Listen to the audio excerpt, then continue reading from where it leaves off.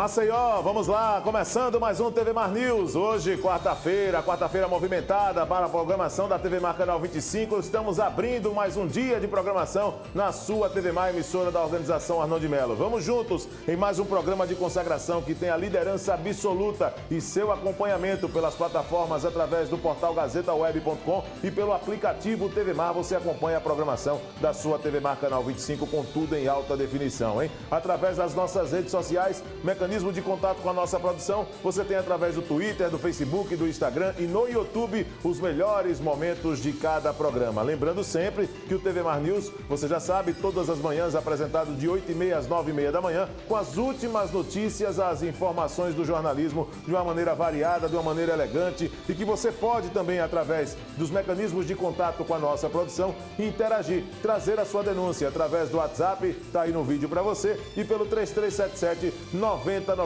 Lembrando sempre que o TV Mar News tem o apoio, o prestígio de Apvida, saúde e odontologia, atendimento no Norte e Nordeste, você já sabe, mais de 40 anos de tradição. E no 3215-2523 você tem todos os aspectos importantes de informação. Não esquece, hein? Apvida, saúde e odontologia. Vamos abrir o programa de hoje trazendo notícias. Vamos lá, a Gazeta Digital, as manchetes da Gazeta Digital, que você acompanha também em qualquer ponto. Como assinante, traz como destaque hoje: promotor denuncia governo de Alagoas por falta de vagas para semiaberto. É um descaso e uma vergonha nacional. É o que coloca em destaque aqui a Gazeta Digital. Mais de 85 anos de tradição e você já, inclusive, conhece. Todas as manhãs nós estamos aqui dando uma passada nas manchetes. Variação de preços de itens para carnaval chega a quase 2.166%. Quase 2.200% a variação de itens, hein? De um item para outro no período de carnaval. É um absurdo, o PROCON precisa agir. E por falar em PROCON, alerta pais para a lista irregular de material escolar. É um outro problema que o PROCON tem atuado diante dessas situações que nós estamos mostrando para a compra de materiais escolares. Tem gente que aproveita esse período para poder faturar mais e acaba também colocando para o bolso dos pais uma responsabilidade muito maior. Policiais e governo não chegam a acordo. Ontem nós mostramos a paralisação, a princípio, um alerta, né, do Sindipol na sede do governo de Alagoas, né, no Palácio do Governo, ontem no centro, a concentração dos policiais, e ainda não existe um acordo, pelo que diz aqui a Gazeta Digital na manhã desta quarta-feira. Pior inimigo do meio ambiente é pobreza, diz Paulo Guedes. Câmara vai manter a rotina mesmo em ano de eleições. Perda de FPM e piso salarial preocupam os municípios. Inadimplência em Alagoas atingiu quase 37% em novembro. CRB perdeu de virada na estreia da Copa do Nordeste. Rapaz, pagou minha língua, Imperatriz, o danado. Venceu o CRB de virada e diante do céu, o CSA dá largada hoje em busca do tricampeonato alagoano. Jogo que terá transmissão, viu? É, rapaz, da TV Mar. Você já sabe, TV Mar acompanhando o campeonato alagoano. Jogo que terá transmissão, abertura do sinal, 7 da noite, com todas as informações e a participação também dos integrantes no programa Canal Esportes, tá certo? Bom, vamos dar uma passada agora com o Fernando Palmeira pelas ruas da capital alagoana. Ele ao vivo chega aqui nesse momento inicial do TV Mar News para trazer as primeiras notícias ao lado do repórter cinematográfico Francisco Nogueira. Um abraço para os dois. Quais as novidades? O que é tema para o programa de hoje, Fernando Palmeira? Bom dia para você.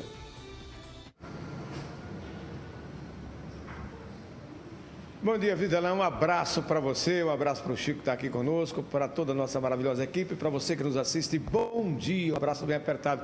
Eu já quero antes fazer aqui uma observação belíssima. A TV Mar está entrando numa época de transmissões esportivas. Isso é um marco importante para a nossa televisão, essa televisão que é nossa, que é feita por nós, que é alagoaníssima, é de Maceió, é sua que nos assiste. Então, parabéns à organização Arnon de Mello, à TV Mar, por mais esse momento tão importante. E atenção ao esporte em geral, em especial ao futebol. Mas o foco da nossa reportagem agora, aqui direto do Instituto de Previdência dos Servidores Públicos do município de Maceió, é a reforma previdenciária que começou em Brasília, passou pelo Estado e agora é a vez do município de Maceió, como acontecerá fatalmente nos municípios de todo o Brasil e de Alagoas.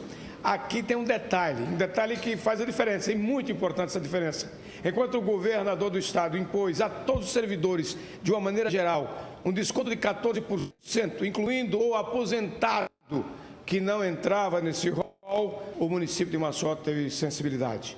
Não está incluindo o aposentado e tem um limite de salário para esse desconto que vai chegar passando de 11% para 14%. Mas para falar melhor e convidar todos os servidores, porque tem que estar aqui presente para fazer tudo aquilo que o Instituto vai precisar de informações e a participação desses servidores. Estou aqui com Fabiana Toledo, diretora-presidente do IPREV. Momento importante e digo mais, de justiça social. A Previdência precisa ter fôlego e precisa também não cometer injustiças, atribuindo ao aposentado sobrecarga para descontar da sua aposentadoria.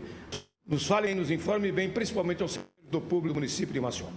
Perfeito, exatamente isso. Eu acho que o mais importante nesse momento é esclarecer, tanto para a população como para o servidor público, que esse projeto de lei que foi encaminhado segunda-feira para a Câmara Municipal, ele tecnicamente nem trata de uma reforma da Previdência. Porque enquanto ao tema reforma da Previdência, o prefeito já decidiu, vai aguardar a tramitação da PEC paralela no Congresso Nacional, porque ele acha importante e imprescindível que aconteça as discussões lá. Então, a PEC paralela, ela inclui estados e municípios. Então, o prefeito vai aguardar, sim, as discussões e a tramitação da PEC paralela para verificar o que é obrigação junto ao Instituto de Previdência. Então, neste momento, o PL, ele não altera em nada as concessões dos benefícios de aposentadoria para nenhum servidor. Ou seja, ele não altera a idade mínima, ele não altera tempo de contribuição, ele não altera em nada. Do que o PL trata? Ele trata especificamente de 2 pontos. Primeiro, ele atualiza a legislação municipal de concessão de pensão. Como essa legislação foi atualizada pelo governo federal em 2015 e pelo governo do estado também em 2015. E não houve nenhum tipo de repercussão negativa, porque essa atualização ela não traz limitações nem restringe os direitos dos beneficiários dos servidores. Apenas protege a legislação municipal contra o combate a fraudes com relação à Previdência, as fragilidades que existem na legislação. Ela atualiza a legislação nesse ponto. E o outro ponto é a alteração da alíquota previdenciária de 11% para 14%. E essa alteração, ela não foi uma prerrogativa de decisão do prefeito, é uma obrigação constitucional. Com a publicação da Emenda Constitucional 103, em novembro do ano passado, todos os estados e municípios que possuem uma previdência deficitária, eles precisam sim atualizar a contribuição previdenciária dos servidores de 11 para 14. E é isso que está sendo feito agora. E o que é que muda? Para o servidor, hoje ele contribui 11% sobre a sua base de remuneração e, se a lei for sancionada em janeiro, quando for em maio, ele vai passar a contribuir com 14% sobre essa mesma base de contribuição. Para o aposentado e pensionista, o que muda? Para o aposentado e pensionista, que hoje não mais contribui para a Previdência, que são os aposentados e pensionistas que recebem até R$ 6.101,06, esses continuam sem contribuir. Agora, quem contribui, o aposentado e pensionista que contribui com 11% sobre o valor que excede esses 6 mil, ele continua a contribuir, só que não com 11, e sim com 14. Esse ponto é a grande diferença quando você fez essa comparação com o do governo do Estado. E no governo do Estado, as pessoas saíram de 0% para 14% de contribuição. No município de Maceió, não. Quem não contribui mais para a Previdência, continua sem contribuir. De que forma o servidor público vai ter que vir aqui, os motivos, o que é que vai ser solicitado desse servidor, ativo ou inativo? O que é que acontece? Neste momento, o PL está em tramitação. Quem tiver qualquer dúvida ou questionamentos, pode vir ao Instituto de Previdência ou pode comparecer aos seus recursos humanos.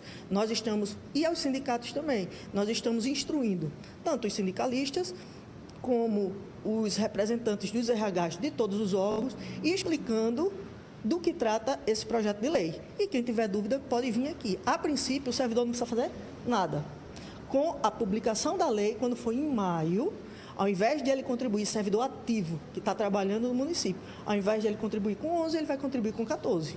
Simples assim. E para o aposentado e pensionista que recebe até R$ 6.101,06, não precisa se preocupar, porque ele não vai sentir nenhum impacto. Ele não contribui, continua sem contribuir. Agora, o aposentado e pensionista que recebe acima de R$ 6.101, ele passa a contribuir de 11 para 14. Também não precisa ter nenhuma ação junto com o Instituto de Previdência. Apenas entender esse pacto e se preparar, porque se a lei foi promulgada em janeiro, ela terá seu reflexo em maio.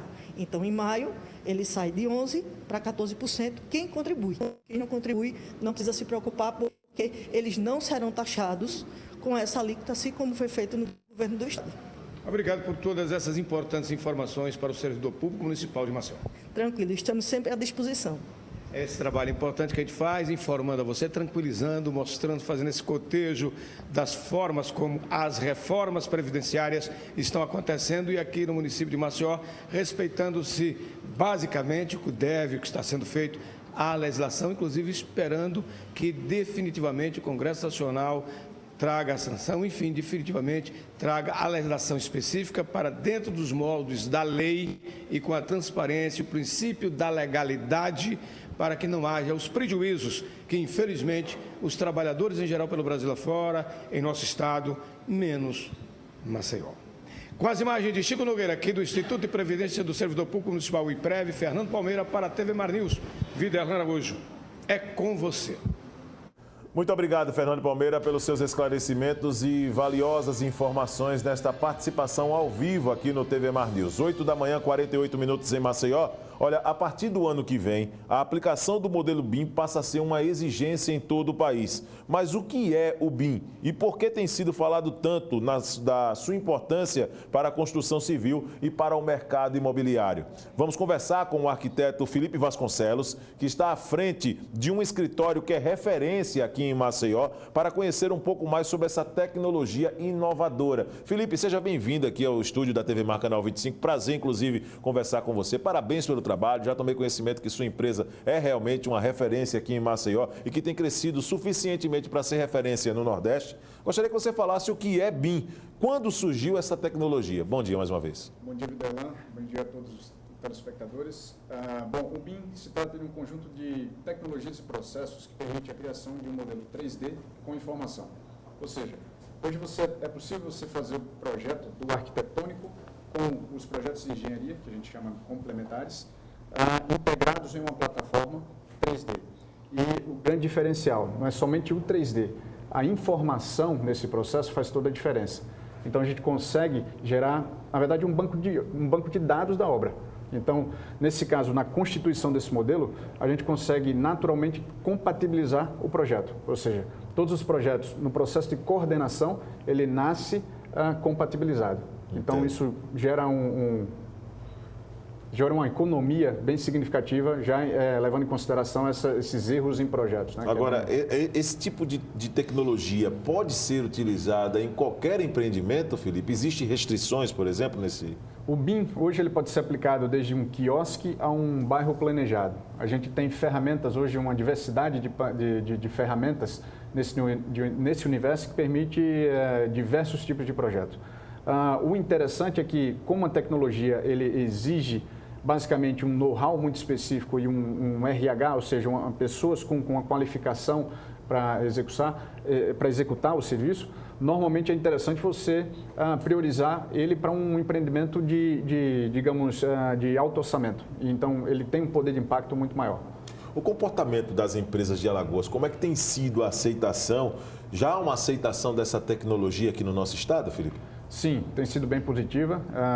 O principal, no setor privado principalmente, o principal agente que induz essa mudança é principalmente o construtor, tá? O incorporador, que exige dessa base de projetistas que comece a integrar a plataforma. Ou seja, hoje os projetistas normalmente entregam projetos em 2D, né? Onde a gente vem do famoso AutoCAD, que é uma sigla para o Computer Aided Design.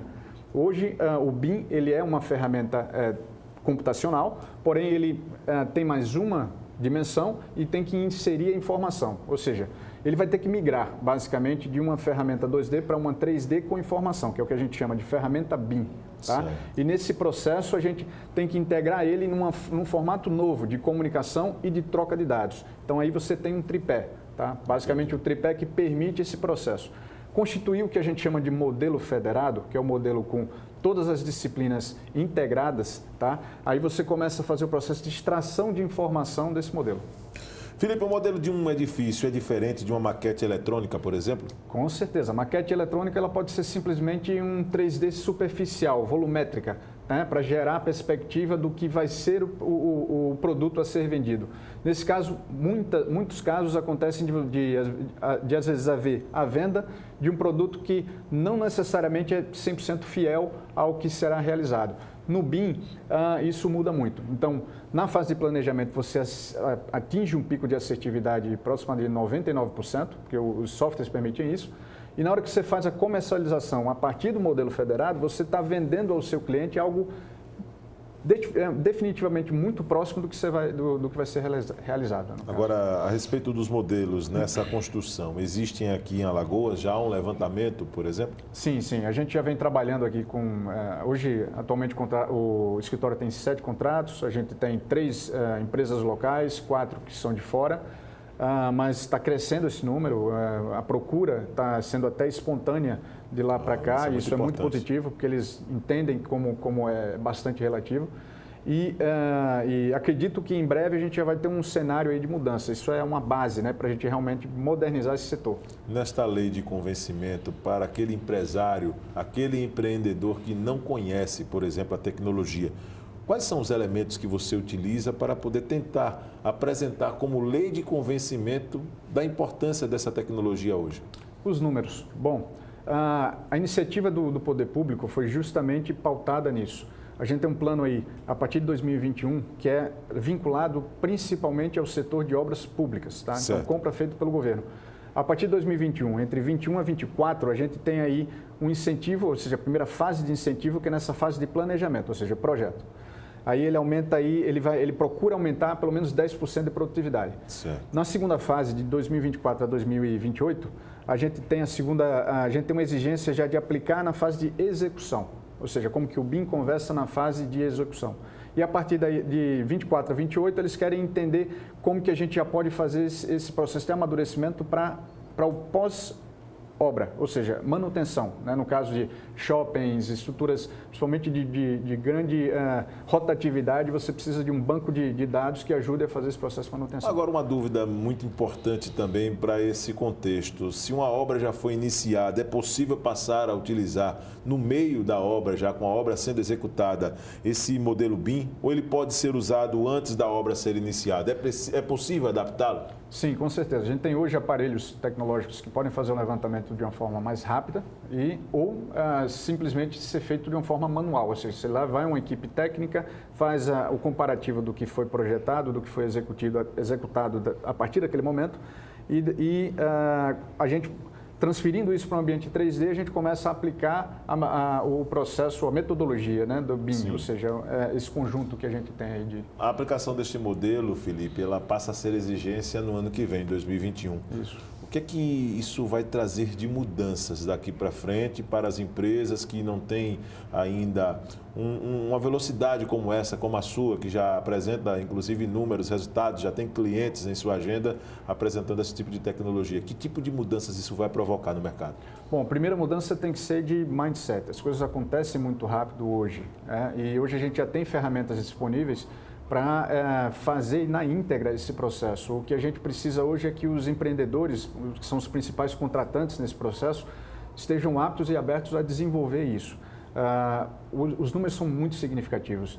Só nesse processo de 10 anos, o poder público ele tem aí o interesse de elevar o PIB da construção civil em 28,7%, ou seja, próximo de 30% em 10 anos, só aplicando esse formato e essa metodologia. A gente tem números aí de obras de infraestrutura, um exemplo. você tem aí uma previsão de economia de aproximadamente 8%, só em fase ali de planejamento e execução. Para edificações, tem números que apontam 22%. Uma reportagem recente da Globo News fala entre 10% a 15% de economia, ou seja, é bastante significativo. Só para a gente ter uma ideia, se de 2015 a 2018 o governo federal tivesse aplicado ou exigido isso em obra pública, a gente teria economizado em 3 anos, 4 anos, né?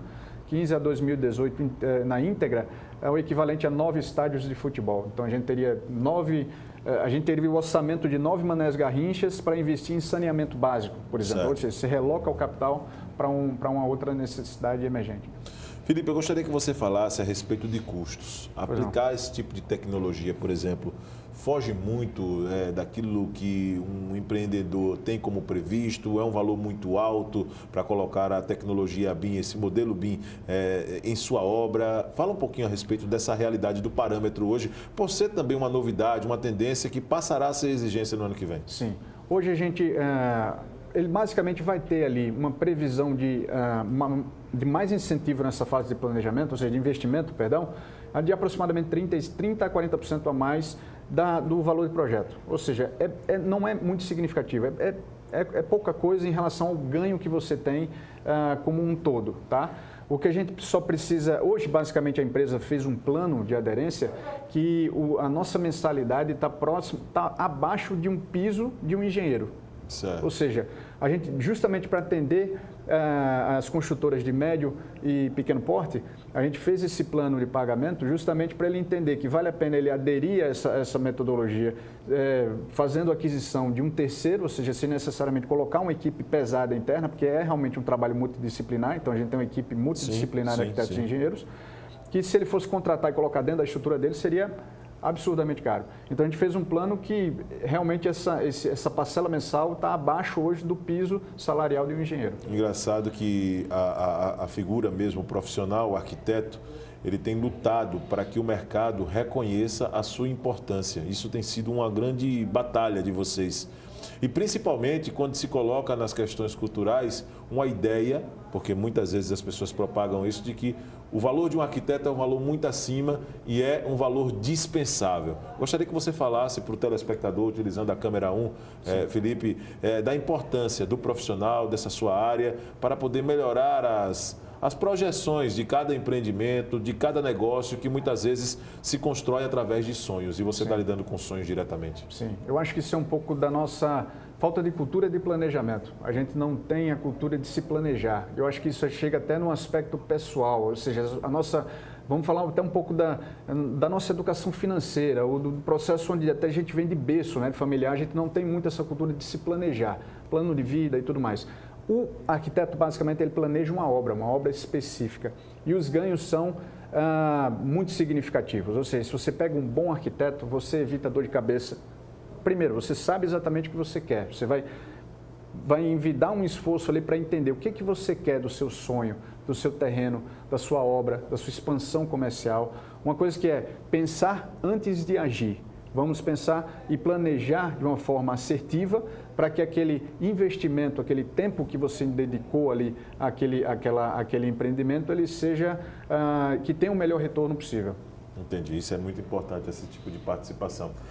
Eu gostaria que você também deixasse, Felipe, mais mensagens para o nosso telespectador a respeito da tecnologia do modelo BIM. Você já falou dos benefícios.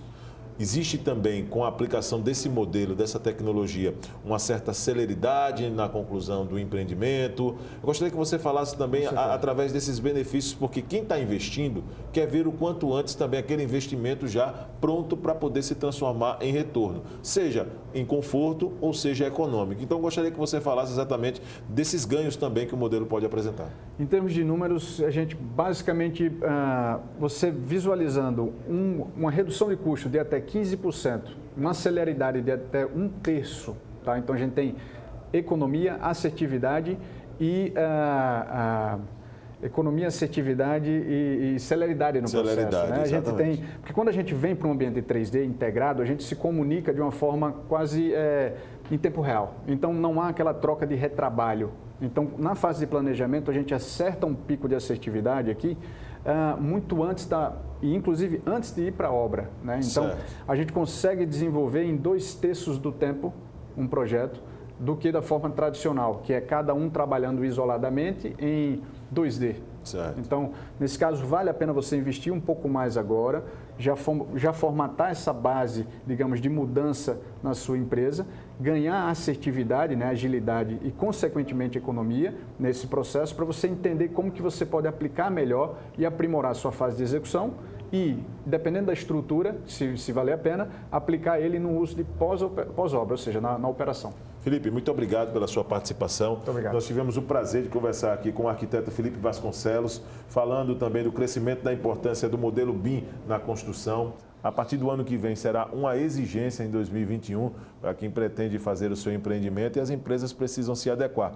E o Felipe Vasconcelos, que é hoje arquiteto, tem a sua empresa já inclusive com clientes já nessa linha de atualização para o mundo da construção, do empreendimento e que acaba sendo de extrema relevância. Conversou conosco aqui no estúdio, vai voltar outras vezes e tenho certeza com mais novidades. Nós vamos a um rápido intervalo agora. No próximo bloco, nós vamos trazer mais notícias ainda hoje, nesta edição do TV Mar News. Voltamos já.